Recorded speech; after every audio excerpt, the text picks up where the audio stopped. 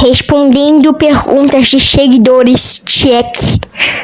Parte 2, kkk. Qual é o verdadeiro nome? Miguel. Bambi, por que eles chipam você e o Skid? Porque são retardados mental na cabeça. Você assiste anime? Sim, assisto. Demon Slayer é bom, confia. Bambi, você sabia que você leu os comentários? Se não tivesse lido, não saberia que estaria nesse comentário. Pedro Confusões. Você tem vídeos assustadores? Não muitos.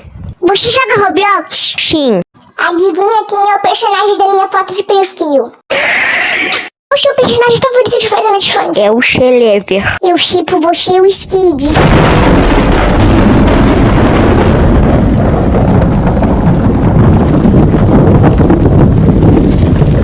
Você tem namorada? Primeiramente, é namorado, tá? Eu não sou hétero, não, é namorado. E segundamente, não. Quando o minifilme da Mico vai sair? Talvez mês que vem. Eu vou postar o trailer. Comentem mais perguntas para a parte 3.